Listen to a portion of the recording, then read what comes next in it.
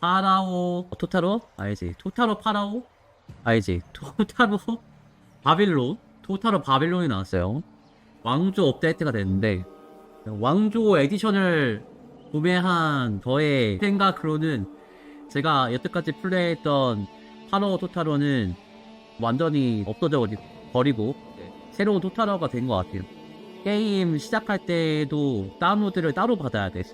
완전히 별개의 게임으로 나왔고 여태까지 했던 거는 파라오 사가였고 진짜 나온 거야.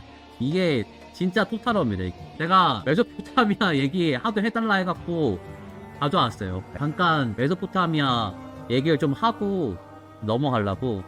근데 내용은 그렇게 많지 않습니다. 메소포타미아가 어떤 동네인지 이런 거 좀 설명을 드리고 그 다음에 진행을 할게요. 메소포타미아는 이 동네를 뜻하는 얘기예요. 우리 세계사 배울 때 나오잖아요.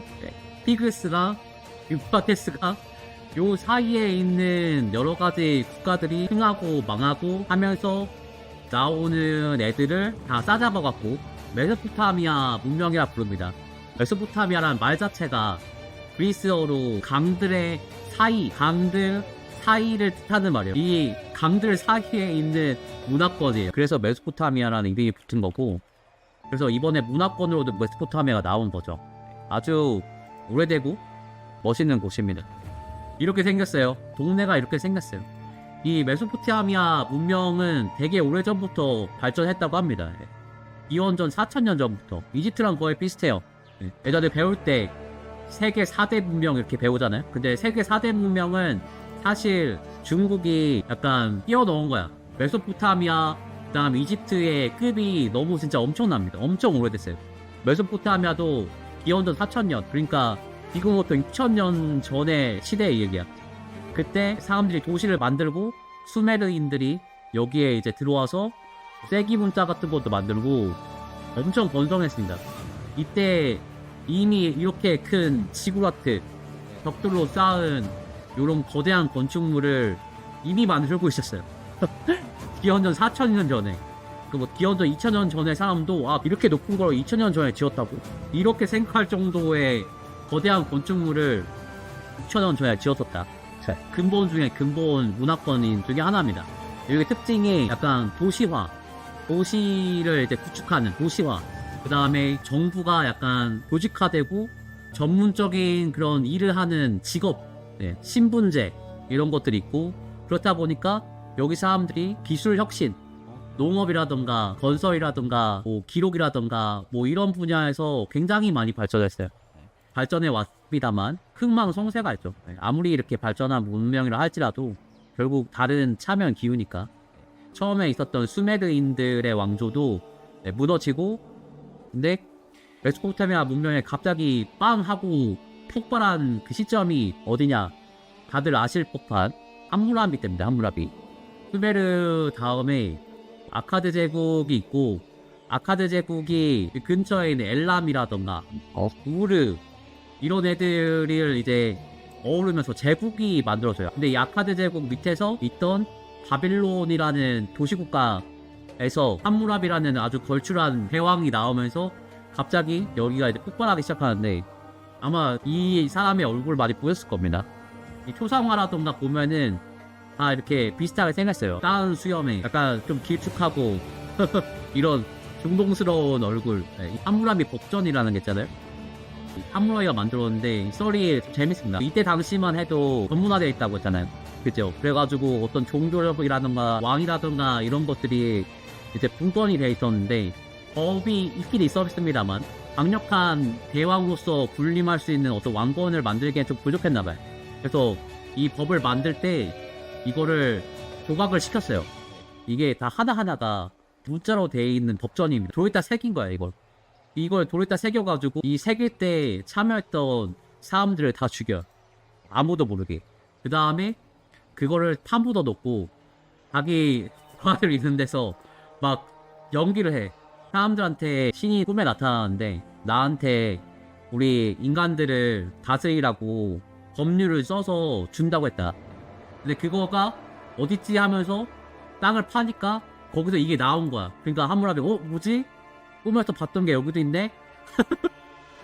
이거 정말 신의 뜻인가? 이러면서 신을 이렇게 끌어들여가지고 자기가 만든 이 법전을 정당화했어요. 근데 이 법이 괜찮아. 되게 잘 썼어요.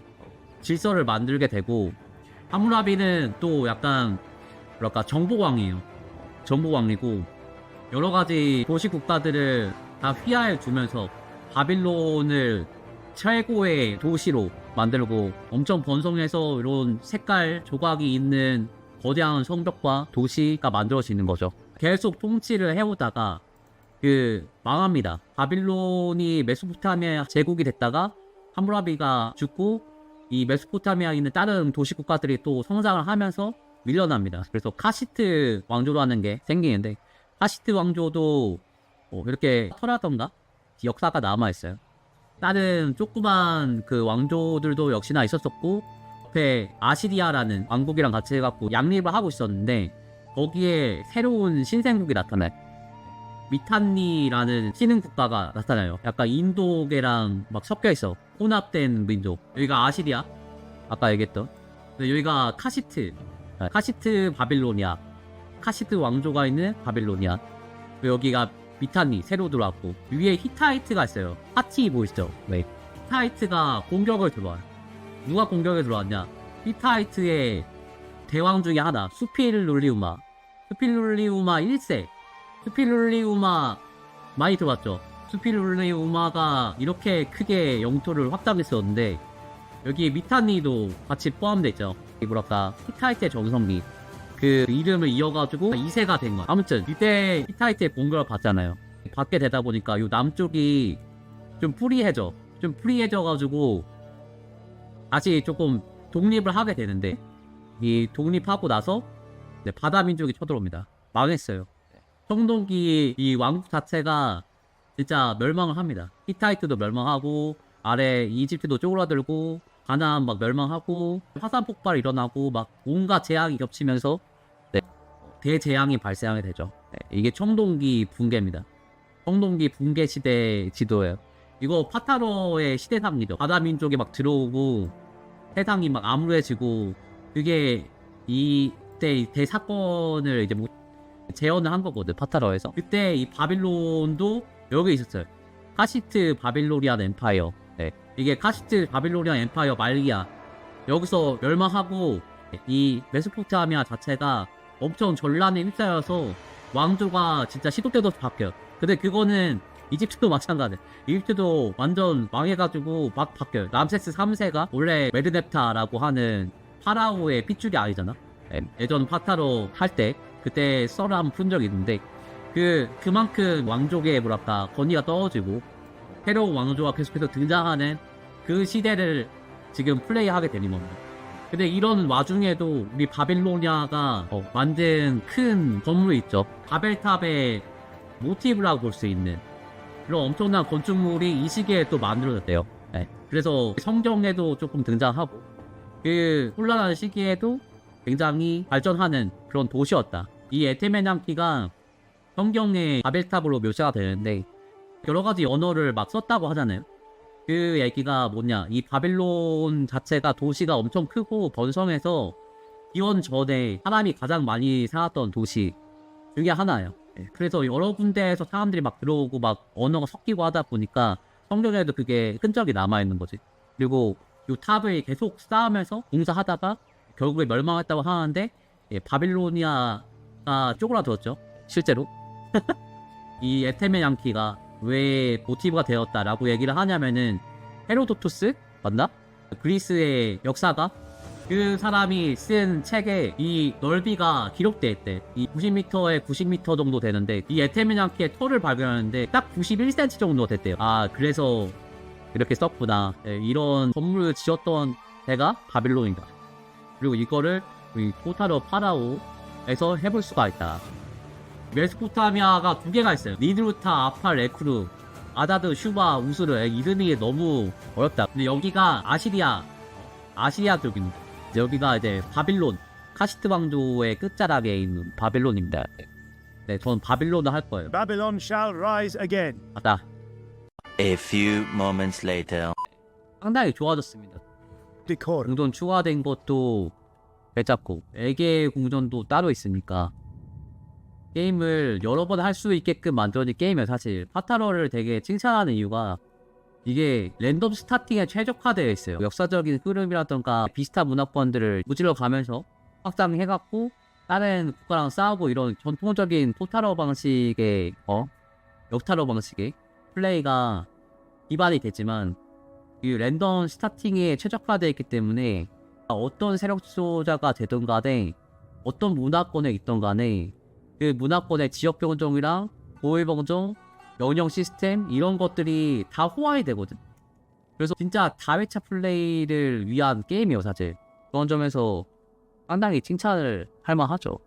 여기 밖에 가면은 에게에서 막 넘어오는 해로가 있대요. 이 해로 같은 것도 생각해 보면은 게임이 더 커졌을 때 재미도 있을 것 같고 나중에 이런 거 막 흡수하면서 막 점령해가고 바다미 좀 맞고 다 먹었을 때 그 성취감과 현타가 엄청날 것 같은데 이거는 사실 분들에게는 추천을 드립니다. 파타로 평가글을 올렸는데 거기도 칭찬을 많이 써왔습니다. 파타로가 좋은 게임이 됐어요. 이거 업데이트로 인해가지고 완성이 됐다 볼 수가 있어. 사실 이전에 나왔던 파타로 본편은 파라오 사가요. 이게 진짜 파타로예요. 이게 완성이 된 거지. 그런 면에서 정말 칭찬을 하고 이 파라오에 들어있는 약간 신박한 시스템들 그런 것들도 잘 돼 있고 본편이랑 왕조편을 나눠놓은 것도 사실 굉장한 배려라고 생각합니다. 이거 그냥 엎어 쓸 수도 있다고 보거든요. 크게 시스템은 바뀐 건 아니니까. 근데 게임을 둘로 나누는 거잖아요, 그쵸? 혹시나 하고 싶은 사람을 위해서 굉장히 정치적으로 올바른 게임이에요. 요게 기록이 막 남는 것도 재밌습니다, 되게. 애기를 많이 낳네요. 이런 게 약간 의미를 부여해. 저는 이게 되게 좋다고 생각하는 게 하나 본편 할 때만 해도 아문이 없어가지고 궁정을 만들어서 여기다가 우리 장군을 집어넣든 아무런 그게 없었어. 감흥이 없었는데 여기에 아들로 내가 1턴부터 만났던 그 아들내미라고 생각하면은 느낌이 싹 달라요, 진짜. 얘도 우리 가문으로 들어왔지만 두 번째로 뽑은 장군이었거든. 근데 얘가 죽어봐. 느낌이 다르잖아요. 왕조라는 건 어떻게 보면 왕과 왕비와 어떤 왕자, 공주 뭐 이런 것들이 합쳐진 어떤 가문이잖아요, 왕조가. 근데 이전에는 왕이 있지만 궁정이 있지만 왕조가 없었기 때문에 너 관계성이 없어가지고 감흥이 없었어요. 관계가 생기다 보니까 이 관계에서 생기는 어떤 의미들 그게 굉장히 크게 작용하네요. 삼타로도 재밌게 했었는데 이건 약간 국가가 국가 간의 어떤 전투가 되다 보니까 또 의미가 다르고 애착심이 생기고 내정이 복잡한 건 사실입니다. 지금도 청동 지금 마이너스 붙어 있잖아요. 근데 히타이트 쪽은 또 청동이 많이 나오고 하잖아요. 히타이트 쪽으로 막 가야겠다 이런 생각이 들기도 하고 히타이트랑 외교를 해갖고 청동을 끌어와야겠다 이런 생각이 들기도 하고 확장을 어떻게 해야겠구나 이런 지표가 되기도 하죠. 아무튼 여기까지 하고 저는 다음에 다시 돌아올게요.